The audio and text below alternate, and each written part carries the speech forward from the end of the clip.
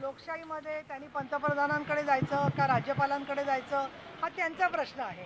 मला असं वाटतं की अशा गोष्टी करण्याबरोबर त्यांनी सुद्धा महिला अत्याचार विरोधी प्रत्यक्षात काम करण्याकडे जर का लक्ष दिलं तर जनतेचं भलं होऊन तेवढी 10 मतं तरी त्यांना मिळतील। टीका करताना त्यांनी असाही उल्लेख केलेला आहे की निलमताई यांना अशा पद्धतीची बैठका घेण्याचा अधिकार आणि उशिरा सुचलेलं हे त्यांनी सांगितलेलं आहे की वैष्णवी हगवणे प्रकरण होऊन आता अनेक दिवस झालेले आहेत आणि त्यानंतर ही बैठक होते। खरं तर ही बैठक अगोदरच झाली पाहिजे होती। महिला अत्याचारांमध्ये सातत्याने राज्यात वाढ होते असं त्यांचं म्हणणं आहे।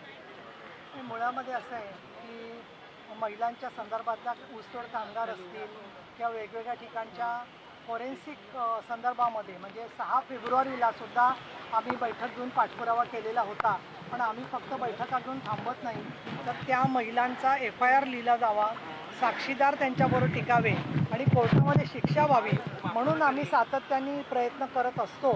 परंतु ज्या लोकांना लोकशाहीमधल्या नागरी हक्कांच्या बद्दलचं आणि पीठासीन अधिकाऱ्यांच्या संदर्भातले काय अधिकार आहेत याची माहितीच नाही आहे, त्यामुळे मला असं वाटतं की त्याची दखल घेण्यासारखी नाही आहे आणि म्हणून मी काही त्यांची दखल घेत नाही।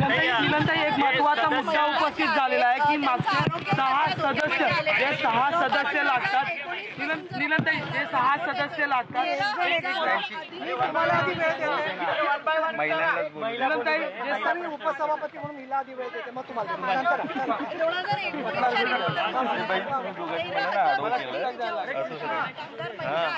त्यांनी गर्भपिशव्या काढलेल्या आहेत त्यामुळे त्यांचा जो मुद्दा आहे खरं तर अतिशय त्यांचा आरोग्य जो आहे तो धोक्यात आहे। याविषयी काही चर्चा झाली आहे? या संदर्भात चर्चा झाली पण तुमच्या सगळ्यांच्या माहितीसाठी सांगते की 2019 मध्ये या विषयावरती लक्षवेधी लावली होती।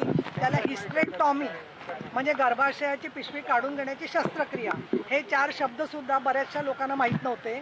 त्यावेळेला आपण हा सर्व आवाज उठवला। माननीय एकनाथजी शिंदे आरोग्यमंत्री होते, त्यांनी समिती केली, मी अध्यक्ष म्हणून त्याच्यात काम केलं आणि आम्ही जवळजवळ 200 पानी रिपोर्ट अंजली दमानी यांच्याकडे तो सगळा रिपोर्ट पाठ आहे तर तुम्ही त्यांचं पण बाईट घ्या।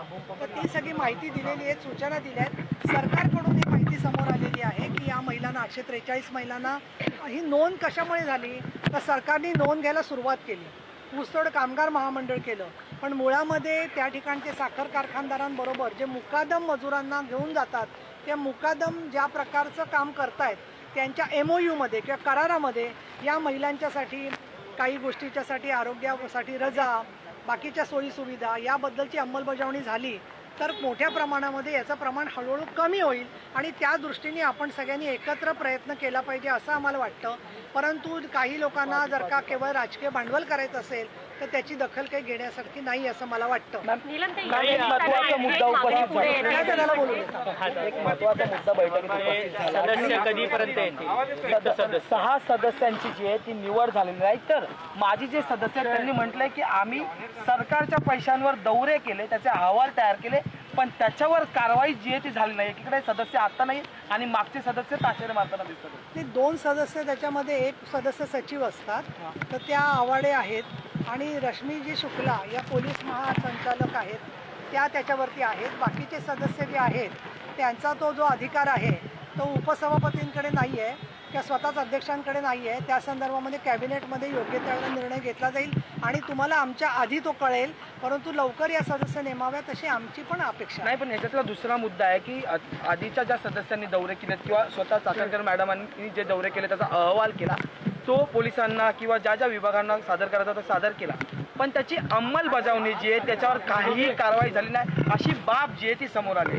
ते मुळामध्ये आता असं आहे की तुम्हाला सगळ्यांना जाणीव आहे की या मधल्या काळामध्ये 2023ला 4थं महिला धोरण आलेलं आहे। त्या 4थ्या महिला धोरणामध्ये महिला आयोगाने दिलेल्या शिफारसी आहेत किंवा नाहीत हे तपासण्यासाठी मी आयोगाला सांगितलेलं आहे आणि शिफारसींच्या संदर्भामध्ये त्यांनी ज्या शिफारसी केल्या त्याची अंमलबजावणी होते की नाही हे बघण्यासाठी म्हणून मी एक बैठक घेणार आहे। पण ते काय म्हणतात बोलेंगे तो बोलता है परत मी बैठक घेतली की म्हणणार यांनी का नाही बैठक कशाला घेतली। त्यामुळे मला असं वाटतं की असे जे अज्ञानी लोक आहेत त्यांना रस्त्यावरती वगैरे सोडून द्यावं, कुठे पण त्यांना काय करायचं ते करू दे। आयोग असेल, आम्ही उपसभापती कार्यालय असेल, सगळ्याचा आम्ही पाठपुरावा करतोय आणि तुम्ही प्रचंड जोरदार दखल घेतलीत आमची, त्याबद्दल मी मनापासून आभारी आहे। पण महिला अत्याचाराच्या प्रकरणाबरोबर ज्यांना न्याय मिळतो ती सुद्धा माहिती जर का लोकांच्या समोर आली तर ती चांगली होईल. परंतु दुर्दैवाने काही वेळेला मी असं पाहिलेलं आहे की छोट्या मुलींचे पॉक्सोमधल्या फोटो किंवा घरं दाखवली जाणं, त्यांच्याबद्दल बोलत असताना काही शब्द वापरले जाणं किंवा ट्रोलिंगच्या संदर्भामध्ये अत्यंत संवेदनाहीन पद्धतीने ट्रोलिंग होताना दिसतंय. त्याच्याबद्दल सुद्धा बैठकीत मी त्यांना सांगितलं की जगभरामध्ये अशा समाजकंटकांची मोठी लाट आलेली आहे. त्यामुळे असे ट्रोलिंग करणारे लोक किंवा विचित्र प्रश्न विचारणारे लोक यांच्यासमोर महिलांनी कठोरप्रमाणे ताराराणीप्रमाणे भूमिका घेतली पाहिजे आणि आपल्या कामाची तलवार त्याच्यापुढे उभारली पाहिजे. या निमित्ताने एक मागणी पुढे येते, कामाची महिला आयोगाचं अध्यक्षपद हे राजकीय नसावं अशी एक मागणी आता पुढे येते. त्याविषयी तुम्ही काही चर्चा केली का किंवा काही त्यावर पुढे होईल असं वाटतं का? मी तुम्हाला असं सांगू इच्छिते की राज्य महिला आयोगाचा कायदा वेबसाईटवर उपलब्ध आहे आणि त्याच्यामध्ये तो सुद्धा 3रं कलम आहे की राज्य महिला आयोगाचा अध्यक्ष किंवा सदस्य काय प्रकारचे असावेत. त्याच्यात मी इथे सांगीन म्हणजे त्याच्यातल्या काही जणी ज्या आहेत त्या आजही सक्रिय आहेत महिला कार्यकर्त्या. तेव्हा याच्यावर चर्चा झाली होती आमची. जुन्या चळवळीतल्या नेत्या मृणाल गोरे, अहिल्या रांगणेकर, तारा रेड्डी, सुधा कुलकर्णी हे सगळे लोक त्याच्यामध्ये होते आणि राजकीय कार्यकर्ता नसावा का असावा याच्यावर चर्चा झाली. त्यावेळेला महिलांच्या, सामाजिक कामगारांच्या, असंघटित क्षेत्रातल्या शैक्षणिक, आर्थिक प्रगतीसाठी तळमळ असणारी कोणीही कार्यकर्ती त्याची अध्यक्ष किंवा सदस्य होऊ शकते असं त्या नियमात म्हटलेलं आहे. त्यामुळे जे लोक म्हणतायत की आता सामाजिक असावी तर ते ज्यावेळेला नेमले गेले तेव्हा ते एका पक्षाचे सभासद होते म्हणून नेमले गेले. आज ते कुठल्या तरी पक्षाचे प्रवक्ते आहेत म्हणून बोलतायत आणि ते दुसऱ्यांना सांगतायत सामाजिक. म्हणजे आता काय झालंय की स्वतःचा चेहरा आरशात न बघता दुसऱ्यांवरती टीका चाललेली आहे सगळी. हा एक मिनिट, अध्यक्षाला विचारण्याच्या आधी तुमच्याकडे जी सगळी चर्चा चालली होती की आयोगाचा अध्यक्ष बदलला जाणार, त्यांच्याबद्दल नीलम गोरे काहीतरी करणार, तसं काही कानउघाडणी वगैरे झालेली नाही आहे आणि आमच्या त्या लाडक्या महिला आयोगाच्या अध्यक्ष आहेत आणि त्यामुळे तुम्ही विचारा, कामाबद्दल जरूर विचारा त्यांना, परंतु माझ्याबद्दल गैरसमज पसरवू नका आणि कोणी पसरवले तरी कोणी त्याच्यावर विश्वास ठेवणार. ट्रोलर्सना सामोरे जाण्यासाठी तुम्ही त्यांना एक सल्ला दिला वरती बैठकीमध्ये. अभ्यास चांगला झालाय बैठकीचा.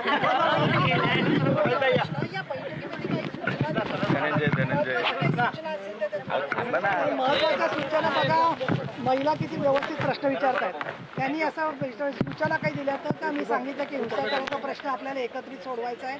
त्याचबरोबर त्यांना नवीन इमारत मिळाली पाहिजे कामाच्यासाठी म्हणून आणि राज्य महिला आयोगाने सामाजिक संस्थांबरोबर जोडून घ्यावं, पत्रकारांनी सामील करावं. परंतु तुम्हाला त्याचं व्हिडिओ शूटिंग करता येणार नाही.